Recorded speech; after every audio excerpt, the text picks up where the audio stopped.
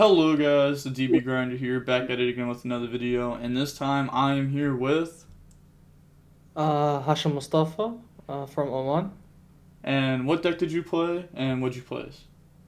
Yeah, I played Brankers this past weekend. I finished first after Swiss with a 7-1 record, and then I lost out in top 16, unfortunately.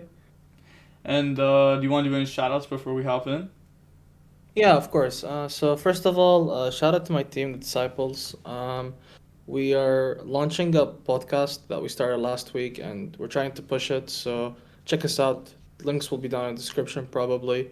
Yep. And otherwise, shout outs to the people I tested with, my friend group, WAF, and people like especially Cormac Adams, Gabriel Nets, Ryan Yu, Christian Thomas, and Arjun Radhakrishnan. They really helped me theorize this list and test a lot for the event. Alright, and with that being said, let's hop right into the list. Alright, so yeah, I played Pranked because I think it has like a good Trizo matchup, especially not Trizo, Tribrigade matchup because it like going first, you set up your setup and they can't break that. And then going second, if you draw a fusion spell or a bunch of hand traps, you will win most of the time. Because even if you don't stop them, the fusion spells have like a really good chance at just helping you break their entire board. So with that logic being followed, I maximized out on polymerization, I maximized out on pandemoniums, and I also maximized out on like the real amount of kids. So I played like the third Roxy's, for example. Also played like three plays because it's the best kid to see going second because of how much it chain blocks, especially into Appaloosa. Like it's really broken. Uh, and I played both Poly and Desires because I like the fact that Desires generates a lot of card advantage because in your standard combo you draw four, like if you open Desires and you resolve your standard combo, you draw four new cards and you set up Butler, which is like ridiculous. And then yeah, I think rest of the engine is like almost mandatory. You have to play three of each kid. You have to play instant and cold buy. Cold buy is just like a really good generic trap card right now, anyways, in like the kind of interruption it does, and at the same time it helps your first kid resolve. And instant fusion is just a bomb card in the deck. Like if you open it, it's good because it helps you play through Ash, and then if you have it at any point in the late game, it's like the best card to resolve. Um, and for the hand traps, I just played like the ones that would be the best into Trizu. Not Trizu, Tri-Brigade, sorry, I'm really used to the Trizu variant being the most popular one because it's the one I test with the most. But yeah, the Tri-Brigade deck.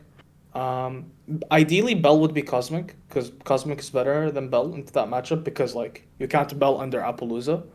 But I wanted to have enough hand traps for Drytron because I also thought Drytron would be either like the most popular deck or the second most popular deck, and it ended up being like the exact same number of both Tri-Brigade and Drytron in the tournament. So I just prioritized hand traps and played as many as I could possibly could. So that's why I played Ash and Perm, Veiler, and Bell in my main deck, and then I sided more. Um, the Alright. side deck, Yeah. yeah. Is there any questions Um, or? Not really. I guess just like how much did you like the fusion spells? I know a lot of people still really dislike these cards. Personally, I find them to be like amazing. But how were they throughout the Um, tournament for you? I think so. Like Poly, just mathematically speaking, is not the most consistent card ever, but like the payoff you get from resolving it, and your win percentage whenever it resolves, like skyrockets. So it's I think it's worth the trade off because it's not like you don't have enough non-engine in your main deck. You already have 12. If you cut Poly, it's 15, which is obviously better, but it's not like you're going from 3 to 6 or from 6 to 9. So the difference isn't like huge, and you still have enough spot for these flex cards that like are the hand traps in this case. So I really liked Poly, especially going second. Like I think going second, anytime I saw Pandemonium or Poly, I was just winning the game on the spot. It's really powerful. You just generate way too much card advantage, and like one revolt doesn't deal with that very easily. It doesn't deal with that at all. Uh, Yeah, and you just like chain block and like Appaloosa just actually doesn't matter. yeah, yeah. It's very easy to chain block stuff and just go to battle phase and play main phase two, set up your own butler, and then they can't really play through it. It's Yeah. very nice. Well, hopping onto the side deck. Yeah, so side deck, I ignored the existence of like Antigrister and Dragonlink, and I didn't play Droll. I decided Psycho Reader was better than Droll, because you want to clear the bodies against Drytron now that they play Dragoon. If you do Droll, they still end on Dragoon. And like Bracket can play through Dragoon, but you'd rather not, right?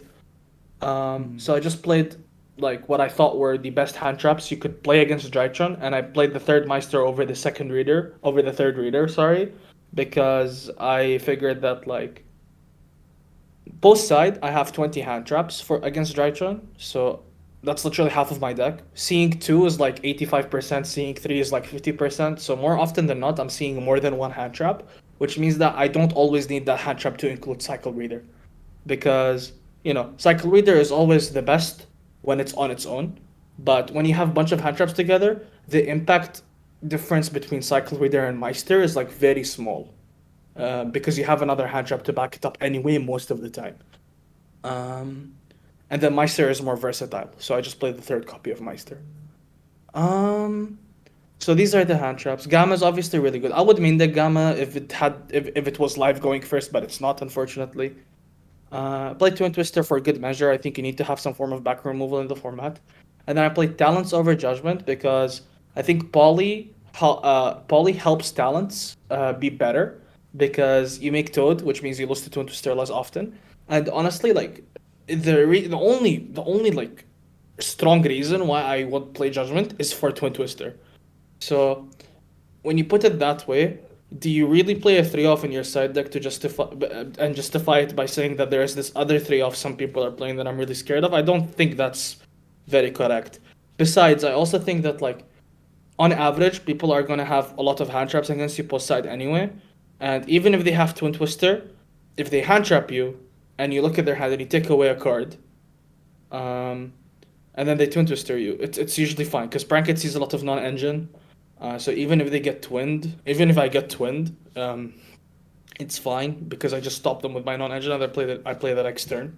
Because decks are really fragile right now, other than Drytron, which is a different case. I don't cite Talents in against Drytron because they don't play many hand traps anyway. I just prefer seeing my own. So yeah, I played Talents over Judgment for that reason. Like if Twin didn't exist, Judgment wouldn't be a discussion for me anyway. So I just played Talents and pretended that like on average, the impact of Talents is going to be higher in the long run, and I think that was correct. Didn't come up much in the tournament because I like won almost every single game 2-0, so I didn't get decided in. But yeah, these were my choices for the side deck. Yeah, that's fair. I really like how you explain like the judgment thing and how like if you get hand trapped, you just Talents and like Twin just like almost doesn't matter. Because you can kind of just like stop them with like one hand trap, and then next turn, you play like 15 starters, like you're gonna draw one of them. So I think that's like really smart for sure. But yeah, going on to the extra deck now. Yeah, so I think the entire extra deck is pretty standard. Like this has been agreed on, unless you play stuff like Thunder Dragon Fusion, which I don't think is very good. Then the extra deck changes quite a bit, but I just maxed out on the engine. I played one Bow. You don't need to play more than one. Just play correctly and you won't need the second. 3 Doodle is important for the grind game, in my opinion. 3 Meow is very self-explanatory as well. I played Roaster, even though it doesn't come up against like the most played decks. Against it comes up every single game, and it's usually the game-winning card. So you have to play it, in my opinion. Has a really good effect anyway, so why wouldn't you play like Feather Duster from the extra deck? It's insane. Unicorn and Axis to kill, and then also to out Contact Seed. I almost cut it because I thought people weren't gonna play the card, but I got Contact Seed once and it came up, and it also came up another time for me to OTK my opponent, so no regrets. I was this close to playing Hita, but I don't think Hita is needed anyway. Like it's a cool card, but it's not needed, and also can be a game-winning card just because it outs Contact Seed. So I prioritized that. And then one of each Fusion and Toad. Play Toad. Even if you don't play Poly, play Toad. And one of each Fusion because these cards are just insane. Weather Washer, like, farms control decks. Like, it bullies the hell out of Sky Striker, which is really nice. It makes the matchup way easier. Butler is insane going first. No, sorry, not Butler. Rocket Ride is insane going first, and then Butler is, like, the heart and soul of the deck. Like, it's the reason you play the deck. So, yeah, that's basically it. So I guess I have like one question for you. You did say that you don't like the Thunder Dragon Fusion stuff. I agree. I think that stuff's pretty buns. But just wondering why did you think that stuff was bad? Because like the person that got first place did end up playing it. The reason I think it's bad is because first of all, like I think Thunder Dragon Fusion isn't a good draw. That's the first thing.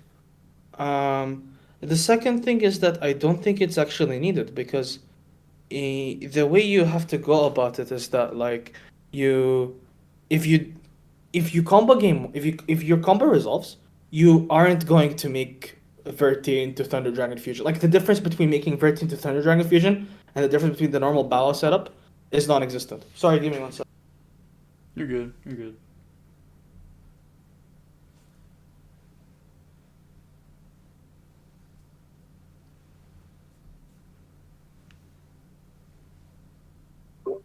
Sorry about that. All right. You're good. Okay. I was talking about the Thunder Dragon Fusion stuff, right? Yeah. Okay. So the difference between like the standard setup and the Verti setup is the same basically because you're gonna summon Butler either way. So when your deck gets to play, it's fine. It's the same thing. When your deck doesn't get to play, like if you get hand trapped in the first skid, the chances of you extending are like the same with or without Verti. Because like you don't get hand trapped on your first kid and then you make Verti and then you dump Thunder Dragon Fusion because you don't have access to all three names yet at that point. So it's not the most reliable thing to do. It's good in like grindy situations, quote unquote, but I think that like if you play the deck well, it just doesn't really come up, honestly. And I also think it takes up like extra deck space, right? Because if you do it, then you play Link Spider, you play Verti, you play maybe another copy of either Link Spider or Link Kuribo, so that like when you get Nibiru, then you have pranks in your hand, you make two Link ones and then into Verti because Verti needs effect monsters. So I think it's really underwhelming, honestly.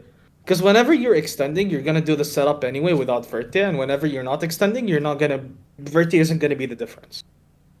So yeah, I was just a bigger fan of just not playing it, and I think the fact that Thunder Dragon Fusion offers follow up and shuffles back stuff isn't very relevant because this deck grinds very well with pranks anyway, like Prank Against Pranks, the spell card, and it's not like you're not gonna have follow up. You have follow up most of the time because, as I said, your normal combo draws two cards, and if you have Desires, that's two more cards.